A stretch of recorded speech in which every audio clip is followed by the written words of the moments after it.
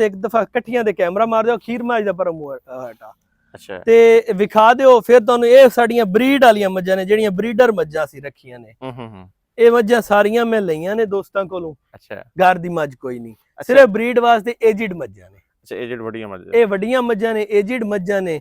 ਇਹਨਾਂ ਦੇ ਵਿੱਚ ਕਮੀਆਂ ਵੀ ਹੈ ਨੇ। ਹੁਣ ਮੇਰਾ ਮਕਸਦ ਇਹਨਾਂ ਦੀਆਂ ਕਮੀਆਂ ਨੂੰ ਦੂਰ ਕਰਨਾ ਤੇ ਇਹਨਾਂ ਦੇ ਵਿੱਚ ਉਹ ਖਾਸੀਅਤ ਨੇ ਜਿਹੜੀਆਂ ਹੋਰ ਕਿਸੇ ਮੱਝ ਨਾ ਮੇਰੀ ਵਿੱਚ ਪਾਈਆਂ ਜਾਂਦੀਆਂ ਨੇ ਨਾ ਕਿਤੇ ਬਾਹਰ ਜਿਤਨੇ ਨੀਲੀ ਤੇ ਮਤਲਬ ਜਿਤਨਾ ਮੇਰਾ ਕਿਲਮ ਹੈ ਉਨਾ ਹੀ ਪਾਈ ਜਾਂਦੀਆਂ। ਲੇਕਿਨ ਕੁਝ ਕਮੀਆਂ ਵੀ ਨੇ ਜਿਹੜੀਆਂ ਅਸੀਂ ਦੂਰ। ਚਲੋ ਤੁਸੀਂ ਇਹਨਾਂ ਦੀ ਖੂਬੀ ਵੀ ਇੱਕ ਦੱਸਣੀ, ਇੱਕ ਕਮੀ ਵੀ ਦੱਸਣੀ। ਹੁਣ ਅਸੀਂ ਇਹਨਾਂ ਦੇ ਇਸ ਤੋਂ ਸ਼ੁਰੂ ਹੋ ਜਾਓ। ਇੱਕ ਮੱਝ ਇਹ ਸਵਾਵੀ ਮੱਝ ਤੋਂ ਇਹ ਜੀ ਸਵਾਵੀ ਮੱਝ ਏ। ਅੱਛਾ ਇਹ ਪੀਰ ਨਵਾਬ ਬੋਦਲਾ ਦੇ ਘਰ ਦੀ ਮੱਝ ਏ ਜੀ।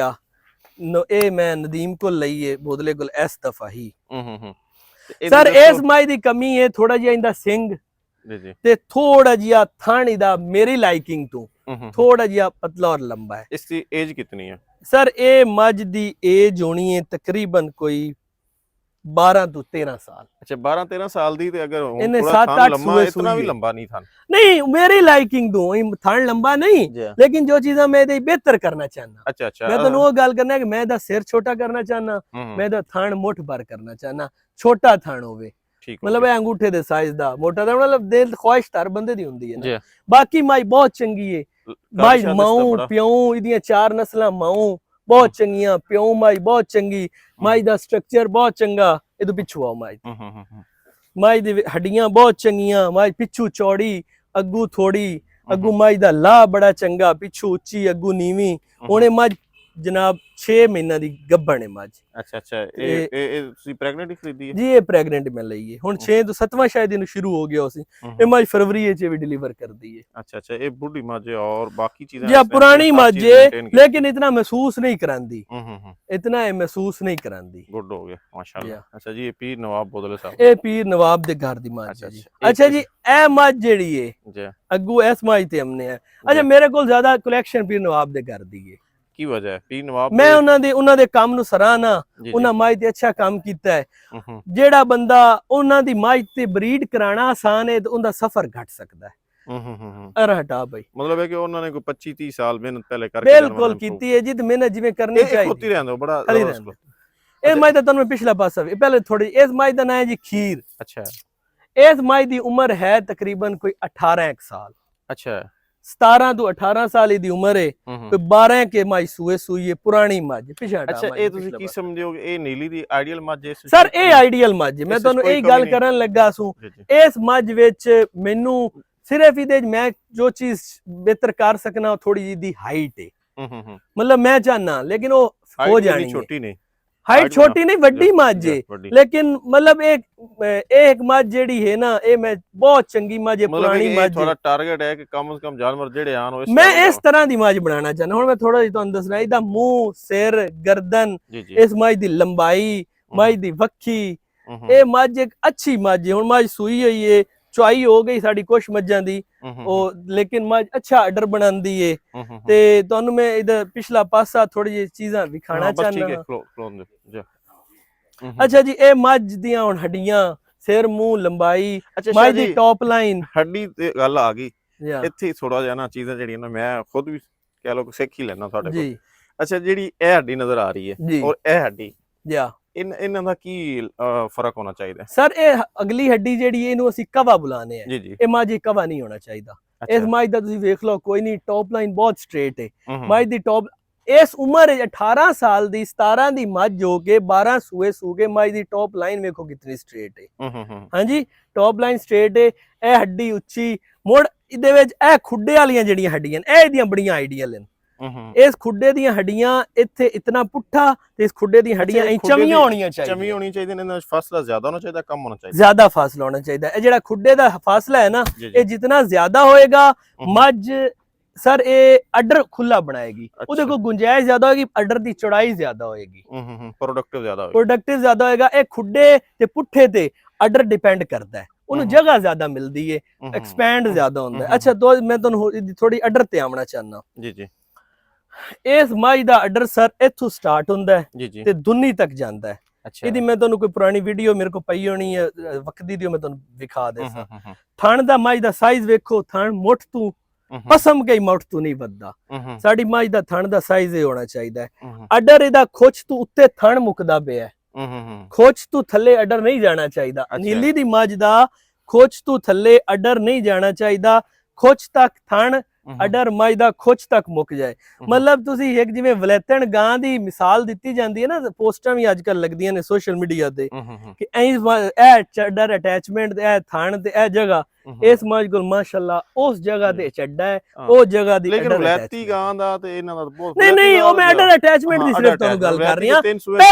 ਪਹਿਲਣ ਦੀ ਅੱਡਰ ਅਟੈਚ ਉਹਦੀ ਵੱਡੀ ਮੱਝ ਦੀ ਨਹੀਂ, ਪਹਿਲਣ ਦੀ ਮੱਝ ਜਿਹੜੀਆਂ ਸ਼ੋਆਂ 'ਚ ਗਾਵਾਂ ਜਾਂਦੀਆਂ ਨੇ, ਜਿਹੜੀਆਂ ਉਹਨਾਂ ਦੇ ਸ਼ੋਅ ਵਿਨ ਕਰਦੀਆਂ ਨੇ ਨਾ, ਹਰ ਗਾਂ ਨਹੀਂ, ਜਿਹੜੀ ਸ਼ੋਅ ਗਾਂ ਵਿਨ ਕਰਦੀ ਏ ਉਸ ਗਾਂ ਦੀ ਅੱਡਰ ਅਟੈਚਮੈਂਟ ਤੇ ਇਸ ਮੱਝ ਨਾਲ ਮੈਂ ਕੰਪੇਅਰ ਕਰਦਾ ਪਿਆ। ਥਣ ਇਹ ਸਾਡੇ ਇਹਦੇ ਫਵਾਇਦ ਬੜੇ ਨੇ। ਥਣ ਛੋਟਾ ਹੋਏਗਾ, ਥਣ ਖਰਾਬ ਨਹੀਂ ਹੋਏਗਾ, ਮੱਝ ਦੇ ਪੈਰ ਥੱਲੇ ਨਹੀਂ ਆਏਗਾ, ਅੱਡਰ ਅਟੈਚਮੈਂਟ। ਹੁਣ ਇਹ ਮੱਝ 18 ਸਾਲ ਦੀ ਮੱਝ ਹੈ, ਲੇਕਿਨ ਮੱਝ ਨੇ ਇਹ ਵੇਖੋ ਕਿ ਆਪਦੀ ਕੋਈ ਚੀਜ਼ ਗਵਾਈ ਨਹੀਂ। ਹਾਂ, ਸਿਰ ਸੁਰਵੀ ਨੇ ਉੱਥੇ ਮੱਝ ਕੋਈ ਸ਼ੈ ਨਹੀਂ ਮੱਝ ਨੇ ਗਵਾਈ, ਜ਼ਬਰਦਸਤ ਹੋ ਗਿਆ, ਕੋਈ ਚੀਜ਼ ਨਹੀਂ। ਇਹ ਹੁਣ ਸੋਈ ਹਾਂਜੀ, ਇਹ ਮੱਝ ਥੱਲੇ ਕੱਟਾ ਹੈ, ਜ਼ਬਰਦਸਤ ਹੋ ਗਿਆ। ਅੱਛਾ, ਇਹ ਮੱਝ ਵੀ ਜੀ ਪੀਰ ਨਵਾਬ ਬੋਦਲੇ ਦੀ ਮੱਝ ਹੈ। ਮੈਂ ਮੱਝ ਕੱਲ ਹੀ ਲੈ ਕੇ ਆਇਆ। ਅੱਛਾ, ਇਹਦੀ ਵੀ ਇੱਕ ਖੂਬੀ ਦੱਸੋ ਤੇ ਇੱਕ ਇਹਦੀ ਕਮੀ ਦੱਸੋ। ਇਸ ਮੱਝ ਵਿੱਚ ਵੀ ਬਸ ਉਹੀ ਰੋਲਾ। ਅੱਛਾ, ਸਿੰਘ ਔਰ ਥਣ ਜੋ ਮੈਂ ਕਰਨਾ ਚਾਹਨਾ, ਉਹ ਮੱਝ ਇਹ ਸਵਾਵੀ ਮੱਝ ਤੇ ਹੈ, ਇਹ ਸਵਾਵੀ ਦਾ ਪਿਓ ਤੇ ਇਹ ਮੱਝ ਇਹ ਭੈਣ ਭਰਾ ਨੇ ਜਿਹੜੀ ਤੁਹਾਨੂੰ ਪਹਿਲੇ ਮੱਝ ਵਿਖਾਈ। ਇੱਕ ਲਾੜੀਆਂ ਵਾਲਾ ਝੋਟਾ ਹਾ, ਪੀਰ ਨਵਾਬ ਦੀਆਂ ਮੱਝਾਂ ਦੇ ਸੰਗ ਬਹੁਤ ਚੰਗੇ ਆ, ਬਹੁਤ ਨਿੱਕਾ ਸਿਰਾ ਜਿਵੇਂ ਉਸ ਮੱਝ ਦਾ ਹੈ, ਇਸ ਤੋਂ ਵੀ ਬਰੀਕ ਸਿਰਾ ਜਿਵੇਂ ਆਪਣੀ ਸ਼ਹਜ਼ਾਦੀ ਝੋਟੀ ਦਾ ਹੈ। ਇੱਕ ਝੋਟਾ ਲਾਡੀ ਮੱਝ ਦਾ, ਉਹਦੇ ਵਿੱਚ ਆ ਕੇ ਥੋੜਾ ਸਿੰਘ ਦੇ ਇਸ਼ੂਜ਼ ਬਣ ਗਏ। ਬੱਚੇ ਅੱਗੇ ਠੀਕ ਦਿੰਦੀਆਂ ਨੇ ਬੱਚੇ।